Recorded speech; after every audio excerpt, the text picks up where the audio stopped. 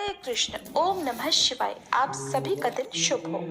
आज दिनांक है 24 फरवरी और दिन है सोमवार और आज फाल्गुन मास के कृष्ण पक्ष की विजया एकादशी भी है। आप सभी को विजया एकादशी की भी बहुत बहुत शुभकामनाएं। आज आप हमारे चैनल पर विजय एकादशी की सभी कथाएं भी जरूर सुनिएगा। जिस तरह से आप हर कथा को अपना प्यार देते आए हैं, हमारे चैनल पर अपलोड होने वाली बाकी वीडियोस को भी ऐसे ही अपना प्यार जरूर दीजिएगा। आज भी आपको फाल्गुन मास महात्म्य के 12वें दिन की कथा सुनाने से पहले सुनाते हैं भक्त हरिदास जी की एक और कथा।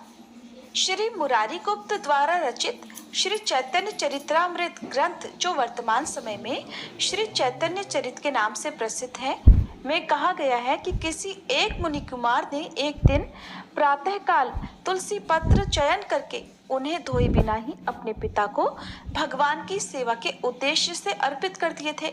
और जब ये बात उनके पिता को पता चली तो उन्होंने उन्हें यवन होने का अभिशाप दे दिया था।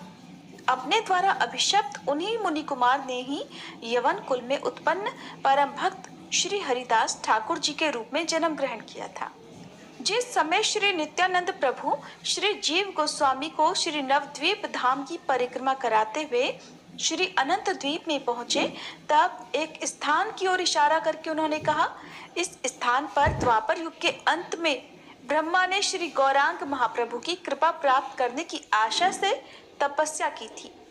ब्रह्मा जी के पूर्व वृतांत को बतलाते हुए श्री नित्यानंद प्रभु ने कहा, श्री कृष्ण लीला में बछड़े और ग्वाल बालों को चुराकर ब्रह्मा जी ने अपनी माया द्वारा गोविंद से छलना की थी और अपनी माया को पराजित होता देखकर चतुर्मुख ब्रह्मा अपने द्वारा किए गए अपराध के कारण बड़े दुखी हुए। अनेक स्तव स्तुति करने के बाद ब्रह्मा जी ने श्री कृष्ण के चरणों में क्षमा प्रार्थना की और वृंदावन पति श्री कृष्ण ने उन्हें क्षमा कर दिया। तब ब्रह्मा जी ने मन ही मन विचार किया कि मेरी बुद्धि तो बहुत घृणित है। मैं यही समझ बैठा था कि मैं ही जगत की सृष्टि करने वाला हूँ और इसी बुद्धि दोष के कारण मैं कृष्ण प्रेम से रहित और ब्रज लीला के रसों का आस्वादन करने से वंचित हूँ। अगर मैं गोपाल के रूप में जन्म प्राप्त करता तो अनायास ही गोपियों के स्वामी श्री कृष्ण की भी सेवा कर पाता और उस लीला को देखने का सौभाग्य तो मुझे नहीं मिला, परंतु अब श्री गौरांग महाप्रभु के प्रति मेरी कुबुद्धि ना हो। ऐसा सोचकर बहुत समय तक ब्रह्मा जी ने ध्यान लगाकर इसी अंत द्वीप में तपस्या की थी।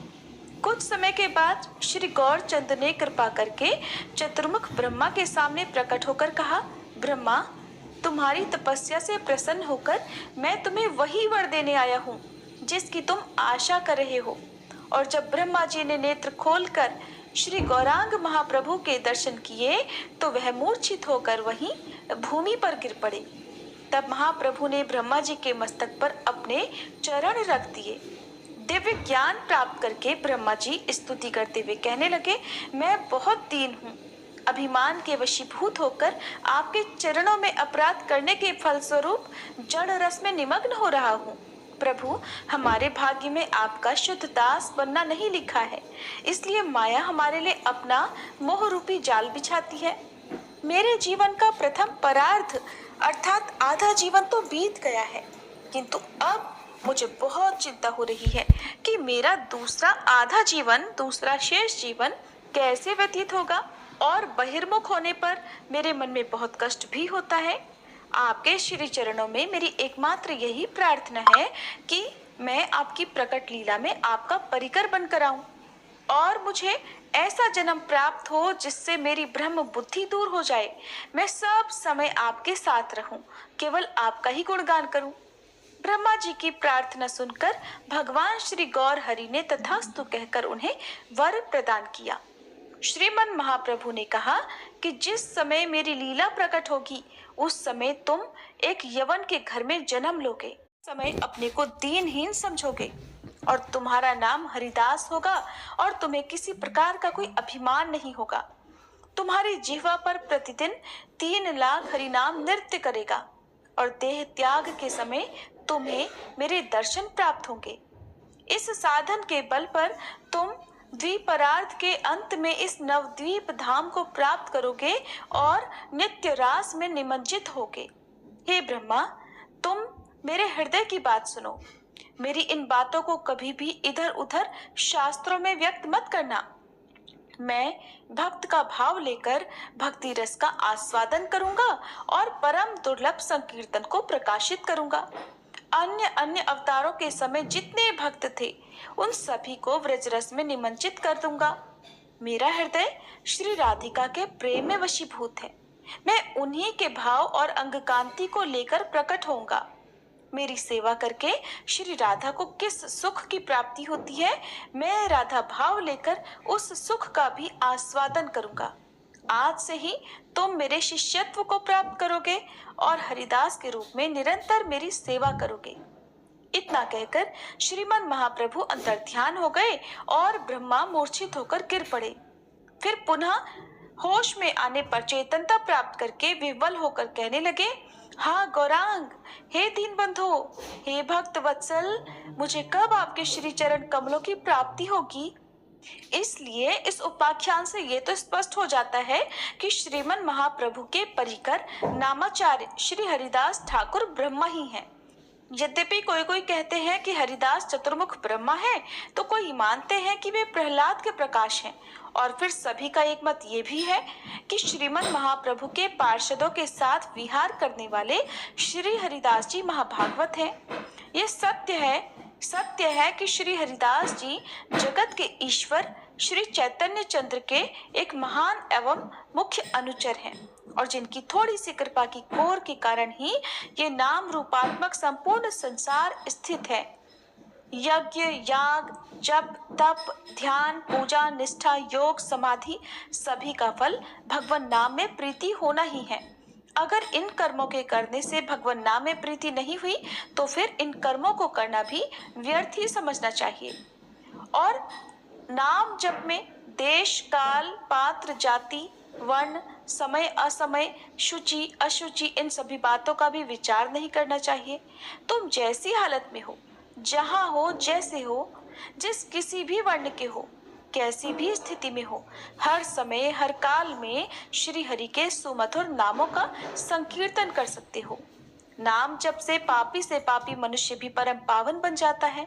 अत्यंत नीच से नीच भी सर्वपूज्य समझा जाता है। छोटे से छोटा भी सर्वश्रेष्ठ हो जाता है और बुरे से बुरा भी महान भगवत भक्त बन जाता है।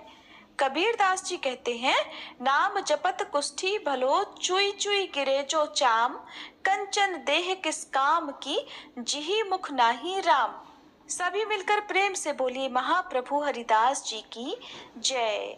ये थी आज की कथा। अब सुनिए फाल्गुन मास महात्म्य का आज का अध्याय।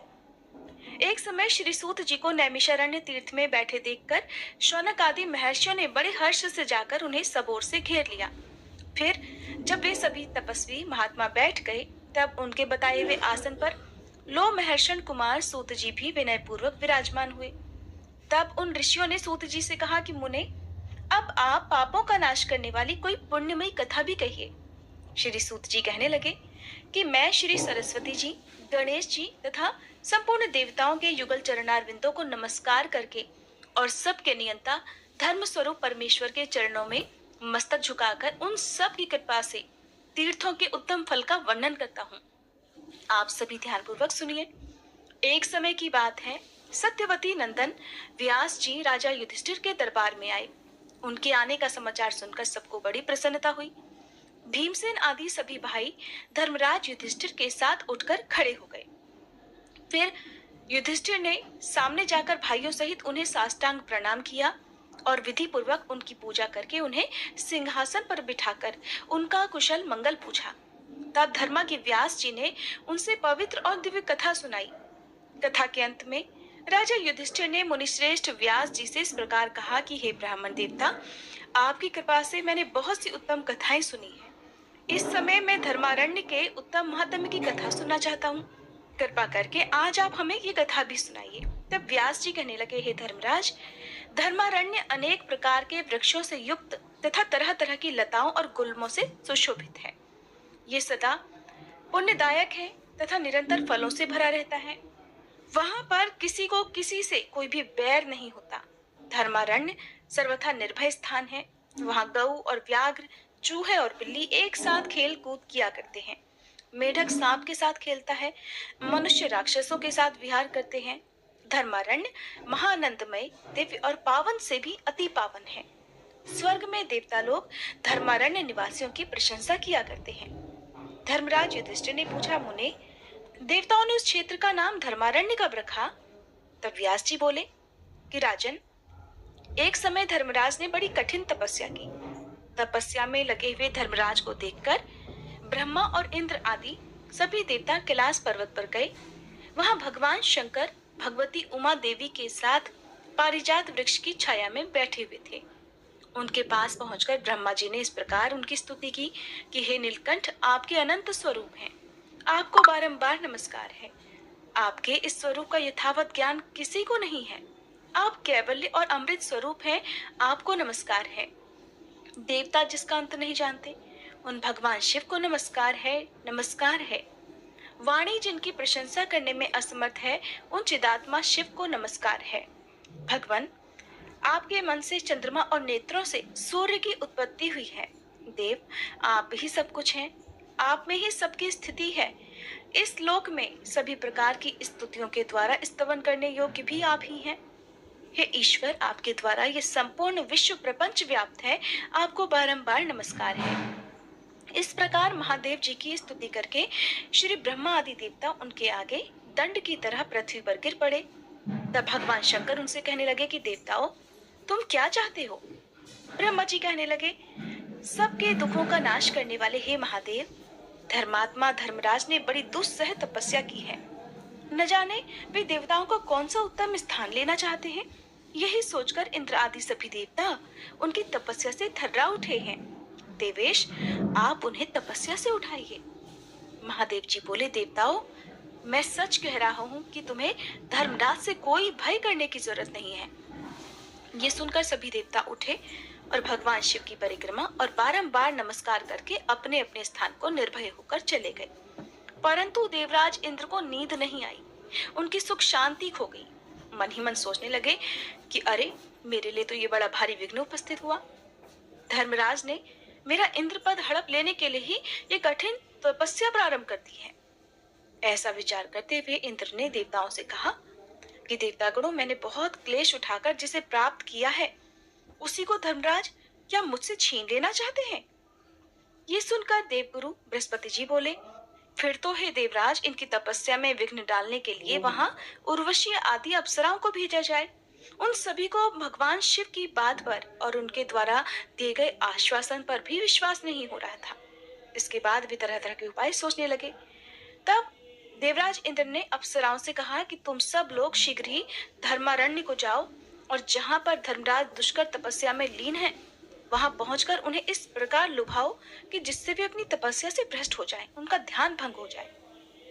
इंद्र का ये वचन सुनकर वर्धनी नामक अप्सरा कहने लगी कि हे पाकशासन, मैं देवताओं की कार्य की सिद्धि के लिए अपनी माया तथा रूप के बल से पूरी कोशिश करूंगी।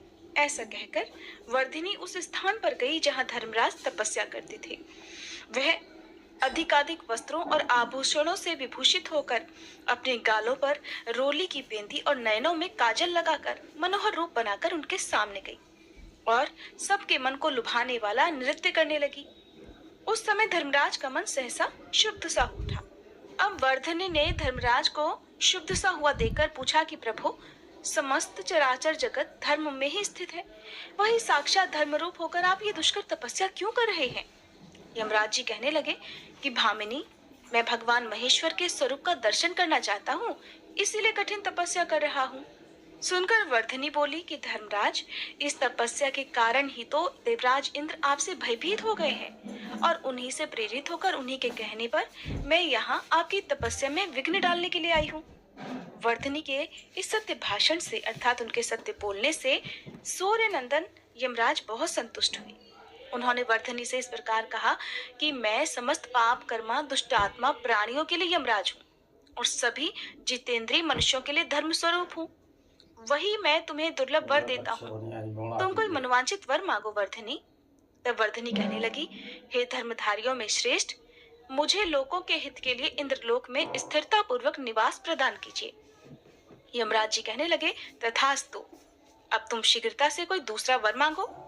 वर्धनी कहने लगी, महामते, इस महाक्षेत्र में इसी स्थान पर मेरे नाम से एक प्रसिद्ध तीर्थ हो जो सभी पापों का नाश करने वाला हो।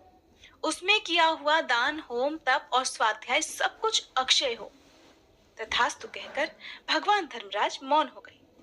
तब वर्धनी ने प्रसन्नता पूर्वक उनकी 3 बार परिक्रमा करके मस्तक झुकाकर स्वर्गलोक को प्रस्थान किया। वहां जाकर वह देवराज इंद्र से इस प्रकार कहने लगी कि हे देवेश, आप सूर्य नंदन यम से भय मत कीजिए, वे तो यश प्राप्ति के लिए तपस्या कर रहे हैं। ऐसा कहकर वह इंद्र को प्रणाम करके अपने स्थान को चली गई, जिसके बाद धर्मराज विधि पूर्वक तपस्या में स्थित हो गए। उनकी घोर तपस्या देखकर देवताओं की प्रार्थना से भगवान शंकर वृषभ पर आरूढ़ होकर अस्त्र शस्त्र और सुंदर कवच धारण करके उस स्थान को गए जहाँ की धर्मराज तपस्या में स्थित थे। वहां पहुंचकर महादेव कहने लगे, हे धर्म, तुम्हारी इस तपस्या से मेरा मन बहुत संतुष्ट है, तुम कोई वर मांगो। इस प्रकार संभाषण करते हुए भगवान महेश्वर को देखकर धर्मराज अपनी समाधि से उठकर खड़े हो गए। दोनों हाथ जोड़कर शुद्ध वचनों द्वारा उन्होंने लोकनाथ भगवान शिव की इस प्रकार स्तुति की कि हे भगवान, आप सब पर शासन करने वाले ईश्वर हैं, आपको नमस्कार है। योग रूपी आप परमेश्वर को नमस्कार है। हे नीलकंठ, आपका स्वरूप तेजोमय है, आपको नमस्कार है। ध्यान करने वाले मनुष्य आपके स्वरूप का जिस प्रकार चिंतन करते हैं उसके अनुरूप ही विग्रह धारण करके आप प्रकट होते हैं, आपको नमस्कार है। आप नित्य सौम्य सुख स्वरूप और श्री हरि हैं, आपको बारंबार नमस्कार है। हे लोकपाल, आपको नमस्कार है। आप रुद्र, भीम और शांत स्वरूप हैं, आपको नमस्कार है। हे चंद्रशेखर, आपके सभी अंगों में भस्म लगा हुआ है, आपको नमस्कार है। आपके 5 मुख और 3 नेत्र हैं, आपको बारंबार नमस्कार है। सर्प आपके आभूषण हैं तथा दिशाओं को ही वस्त्र के रूप में आप धारण करते हैं। आप अंधकासुर का विनाश करने वाले और दक्ष के पाप को हर लेने वाले हैं, आपको नमस्कार है। आपने कामदेव को भस्म किया है, आपको नमस्कार है। हे प्रभु, मेरे द्वारा की गई इस स्तुति को जो पाठ करे और पवित्र होकर तीनों काल इसको पढ़े अथवा सुने, वह सभी पापों से मुक्त होकर कैलाश धाम को जाए। इस प्रकार धर्मराज जी ने प्रणाम करके जब बड़ी भक्ति से भगवान शिव की स्तुति की, तब शिव जी कहने लगे, महाभाग, तुम्हारे मन में जो कोई इच्छा हो उसके अनुसार कोई वर मांगो। यमराज कहने लगे, हे प्रभु, अगर आप मुझे मनोवांछित वर देते हैं तो इस महाक्षेत्र में आप मेरे नाम से प्रसिद्ध होकर निवास कीजिए। यह स्थान धर्मारण्य के नाम से तीनों लोकों में प्रसिद्धि प्राप्त करे। महादेव जी कहने लगे, धर्मराज, ये स्थान प्रत्येक युग में सदा धर्मारण्य के नाम से विख्यात होगा। तुम्हारे मन में अगर कोई और इच्छा है तो बताओ, मैं उसे भी पूर्ण करूंगा। धर्मराज कहने लगे कि भगवान, 2 योजन विस्तार वाला ये उत्तम स्थान मेरे नाम से प्रसिद्ध तीर्थ हो और ये समस्त देहधारियों के लिए पवित्र और सनातन मोक्ष स्थान हो। महादेव जी बोले, एवमस्तु, एक अंश से इस तीर्थ में मेरी भी स्थिति होगी। तुम्हारे इस निर्मल स्थान को मैं कभी नहीं छोड़ूंगा। यहाँ मेरे नाम से विश्वेश्वर नामक महालिंग प्रकट होगा। ऐसा कहकर महादेव जी वहीं अंतर्ध्यान हो गए, जिसके बाद वहां एक अद्भुत लिंग प्रकट हुआ। धर्म के द्वारा स्थापित किया हुआ वह लिंग धर्मेश्वर के नाम से प्रसिद्ध हुआ। उसका स्मरण और पूजन करने से मनुष्य सभी पापों से मुक्त हो जाता है। धर्मराज ने वहीं पर एक धर्म वापी का निर्माण किया जो बड़ी मनोरम है।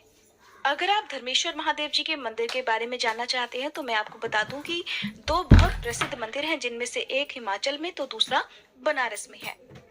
धर्मराज जी ने वहीं पर धर्मवापी का निर्माण किया, जिसमें स्नान और जलपान करके मनुष्य सभी पापों से मुक्त हो जाता है। जो मनुष्य व्याधि दोष के नाश अर्थात बीमारियों के नाश और क्लेश की शांति के लिए उस धर्मवापी में स्नान करके यम तर्पण करता है, उसको कोई उपद्रव, कोई परेशानी नहीं होती। अंतरिया, तिजारी, 4 दिनों पर होने वाला ज्वर, किसी नियत स्थान पर होने वाला ज्वर तथा शीत ज्वर आदि जितने भी रोग हैं, सभी उस मनुष्य को पीड़ा नहीं देते। जो मनुष्य उस परम पुण्यमयी धर्मवापी में स्नान करके शमी के पत्ते के बराबर भी पिंडदान करता है, वह गर्भवास को नहीं प्राप्त होता और महाभयंकर कुंभीपाक, रौरव तथा अंध, तामिस्र आदि नरक से भी मुक्ति पा जाता है। धर्मवापी में तर्पण करने से बहिर्शद, अग्निश्वाद, आज्यप और सोमप नाम वाले पितर उत्तम तृप्ति को प्राप्त होते हैं। जो माया से मोहित होकर इस क्षेत्र में अत्यंत दूषित पर स्त्रीगमन तथा सोने आदि की चोरी का पाप करते हैं, वे सभी नरक में पड़ते हैं। दूसरे क्षेत्र में किया हुआ पाप धर्मारण्य में नष्ट हो जाता है, किंतु धर्मारण्य में किया हुआ पाप वज्रलेप हो जाता है। पुण्य पाप या जो कुछ भी शुभाशुभ कर्म होता है, वह सब 100 वर्ष तक यहाँ नित्य बढ़ता रहता है। मन में कामना रखने वालों के लिए ये पवित्र तीर्थ कामदायक है, योगियों के लिए ये मुक्तिदायक है तथा सिद्धों के लिए सदैव सिद्धिदायक बताया गया है। जय भोलेनाथ। आज के अध्याय में बस इतना ही।